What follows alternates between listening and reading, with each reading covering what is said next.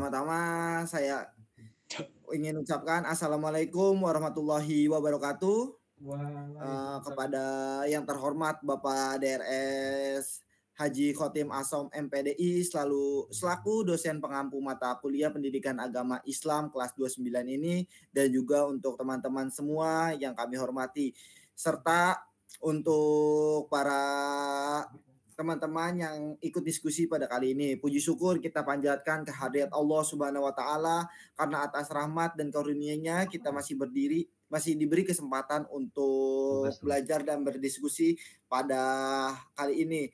Tak lupa kita sampaikan sholawat serta salam kepada junjungan kita Nabi besar Muhammad Shallallahu Alaihi Wasallam yang telah membawa kita dari zaman jahiliyah hingga ke zaman yang terang benderang pada hari ini. Pada kesempatan kali ini saya selaku host kelompok 1 akan membawakan pembahasan dengan subtema etika konsumsi dan gaya hidup Islami yang berkelanjutan. Pertama-tama, pernah nggak sih kita mikir kalau setiap kali kita belanja, makan, atau bahkan sekadar scrolling di online shop itu sebenarnya lagi nunjukin gimana gaya hidup kita? Nah, kali ini kita bakal ngobrol tentang itu, tentang bagaimana etika konsumsi dan gaya hidup Islami yang berkelanjutan, di mana tentunya kita sangat mengalami kemajuan di bidang konsumsi, di mana beberapa abad atau beberapa tahun yang lalu kita masih menggunakan sistem barter, terus kita berpindah ke mata uang, sampai sekarang kita menggunakan sistem yang dimana kita bisa online, dimana itu hal yang sangat memudahkan kita, namun juga wajib dibatasi. Memang hal ini kedengaran berat, tapi sebenarnya ini dekat banget sama kita. Apalagi zaman serba cepat dan konsumsi kayak sekarang, Islam tuh ternyata punya pandangan yang sangat dalam tentang gimana kita seharusnya bersikap terhadap nikmat dunia. Jadi di Islam ini, pada diskusi kali ini kita akan membahas bagaimana Islam tuh punya pandangan bagaimana kita harus membatasi hal ini. Nggak cuman hidup konsumsi, tapi kita harus mengatur supaya semuanya, supaya nggak cuma manfaat buat diri sendiri, tapi supaya ada manfaat juga buat lingkungan dan teman-teman sekitar. Mungkin kita lanjutkan kepada orang pertama untuk diskusi kali ini. Silakan kepada Mas Elang untuk disampaikan pendapatnya tentang diskusi pada kali ini. Ya, baik, terima kasih atas kesempatannya. Jadi kalau menurutku, kalau kita ngomongin konsumsi itu sendiri ya, itu nggak cuma soal ekonomi ataupun gaya hidup aja, tapi juga menyangkut soal keimanan. Apalagi dalam agama kita, yaitu agama Islam, semua perilaku termasuk cara kita menggunakan rezeki itu adalah bentuk dari ketaatan kita terhadap Tuhan kita, yaitu Allah. Jadi ketika kita boros itu atau terlalu konsumtif tanpa mikirin dampak, itu sebenarnya tanda kalau kita kurang bersyukur atas rahmat yang sudah diberikannya. Orang yang beriman tuh harus sadar bahwa setiap makanan, pakaian, atau barang yang dia pakai adalah amanah yang telah diberikan Tuhan kepada kita.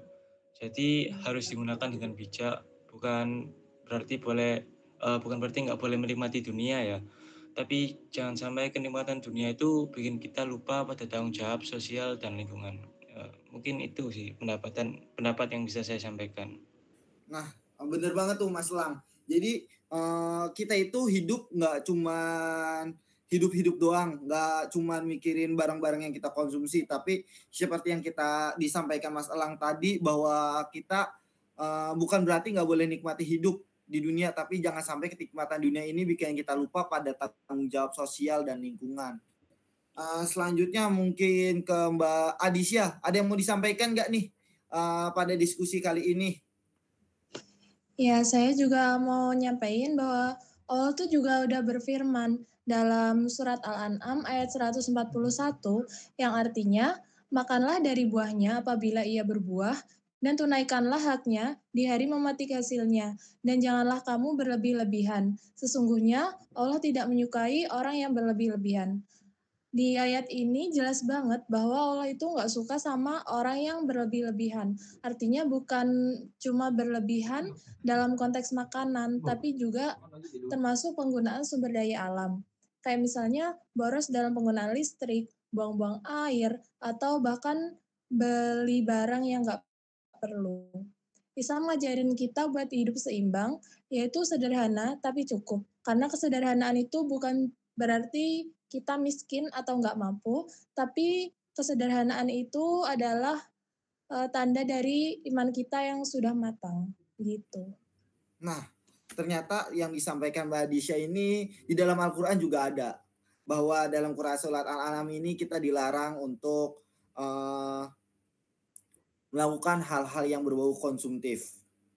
Nah, selanjutnya Mbak Sesanti, ada gak sih pendapat yang mau disampaikan pada diskusi kali ini atau menjawab tentang semua yang sebelumnya? Baik, saya ingin menyampaikan bahwa seringkali kita itu nggak sadar, tapi gaya hidup boros itu punya dampak yang sangat besar ke sendiri industri fast fashion yang menyebabkan limbah tekstil itu menjadi menumpuk, atau kebiasaan buang makanan yang akhirnya jadi gas metana di tempat sampah. Kalau kita lihat dari sisi ekoteologi Islam, semua bentuk kerusakan lingkungan itu juga bagian dari kerusakan moral manusia. Karena Allah sudah percayakan di ini untuk kita jaga. Kalau kita malah rusakin lewat konsumsi berlebihan, berarti kita gagal untuk menjalankan amanah sebagai khalifah di bumi. Saya Santi atas pendapatnya. Mungkin ada pendapat dari Mbak Iftitah, apakah ada pendapat lain tentang hal yang ingin kita diskusikan? Baik, dalam Quran Surat Al-A'raf ayat 56, Allah juga ingetin, dan janganlah kamu membuat kerusakan di muka bumi setelah Allah perbaikinya. Ayat ini tuh nyentuh banget karena menggambarkan tanggung jawab moral kita terhadap alam. Ciptain bumi dengan sistem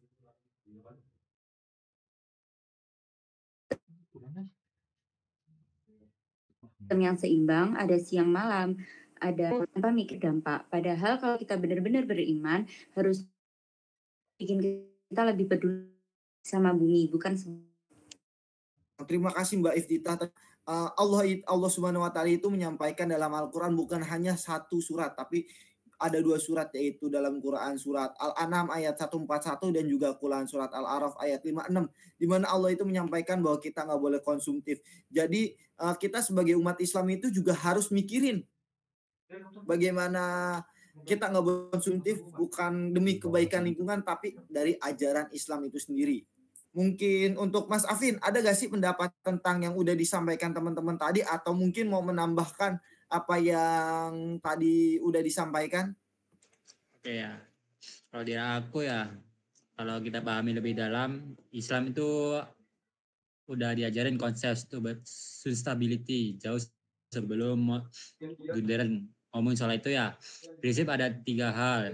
Yang pertama keseimbangan, yang kedua keadilan, dan keseimbangan artinya kita nggak boleh berlebihan dalam konsumsi. Untuk keadilan berarti kita harus mikir soal generasi setelah kita, jangan habisi sumber daya sekarang tanpa mikir masa depan. Dan yang terakhir tanggung jawab, berarti sadar kalau ini pertanggungjawaban di hadapan Allah. Jadi gaya hidup berkelanjutan dalam Islam bukan cuma tren modern, tapi bagian dari nilai-nilai tauhid itu sendiri. Ini sangat benar. Kadang-kadang kita sebagai umat Islam itu tidak memikirkan bagaimana Islam ini mengatur lifestyle hidup kita, tapi mungkin kita ngikutin cuma tren modern, tren-tren hidup sehat, tren-tren bagaimana cara mengatur keuangan, tapi ternyata dalam Islam itu sendiri memang penting bagaimana caranya kita mendekatkan diri kepada Allah dari sikap seperti itu. Selanjutnya ke Pak Jessica, ada gak sih yang mau disampaikan hal lain mungkin tentang diskusi kali ini, atau mungkin ingin menjawab hal yang kosong dari diskusi kali ini? Silakan kepada Mbak Jessica. Nah, kalau dari aku ya, contoh nyatanya kan udah banyak ya. Misalnya beli barang secukupnya, terus makan nggak berlebihan, juga bisa manfaatin kembali barang yang udah lama atau yang tidak terpakai, atau ikut juga program daur ulang. Kita juga bisa mulai dari hal kecil kayak bawa tas belanja pas kita belanja di supermarket, terus hemat listrik, atau jalan kaki kalau jaraknya dekat kayak misal ke toko atau kemana. Semua itu juga bentuk nyata dari etika konsumsi yang Islam ajarkan, dan yang paling penting yaitu niatnya harus karena Allah. Kalau niatnya kalau cuma ikut tren kayak eco lifestyle gitu, itu baik, tapi kalau diniatkan sebagai bentuk ibadah, nilainya jauh lebih tinggi. Nah, yang disampaikan Mbak Jessica ini ngelengkapin banget dari yang disampaikan Mas Afin. Bagaimana cara kita bukan hanya ikut tren-tren aja, tapi mungkin niat karena Allah. Karena hal yang baik jika diniatkan untuk hal yang baik, pasti menjadi hal yang baik pula. Seperti yang sudah dibilang Mbak Jessica, bahwa kita itu harus niat karena Allah, melakukan semua karena Allah. Kepada Mas Fadel, apakah ada tanggapan atau mungkin jawaban terkait materi pada kali ini? Silakan untuk Mas Fadel disampaikan pendapatnya. Oke, terima kasih Mas Dita. Kalau menurut saya ya, etika konsumsi itu nggak cuma soal lingkungan gitu, tetapi juga soal empati sosial. Nah, kadang tuh kita sendiri tuh juga lupa gitu. Di luar sana tuh kayak masih banyak gitu orang yang kayak kesulitan makan. Sementara kita tuh masih sering kayak buang-buang makanan gitu tuh. Nah, gaya hidup Islam itu ngajarin kita tuh untuk tawazun gitu, atau bisa dibilang kayak hidup seimbang, atau bisa juga hemat, atau juga peduli sesama gitu. Nah, Rasulullah sendiri tuh hidup itu sangat sederhana gitu. Padahal beliau itu mampu bila ingin hidup mewah itu bisa. Nah, itu artinya itu kesederhanaan itu bukan keterpaksaan gitu, tapi sebuah pilihan yang lahir dari rasa cukup yang apa ya, yang diri kita itu kayak sudah bersyukur gitu. Nah, jadi semakin kita sadar soal ini, jadi itu kita semakin kuat juga iman kita gitu. Seperti itu Mas Tirta. Terima kasih Mas Fadel atas pendapatnya. Mungkin kita udah sampai ke anggota terakhir kelompok kita untuk menyampaikan pendapat kali ini. Kepada Mbak Wawa mungkin ingin menyampaikan pendapatnya atau mengambil kesimpulan atau pesan dari diskusi pada kali ini, dipersilakan kepada Mbak Wawa atau Mbak Uswatin Insani untuk menyampaikan pendapatnya.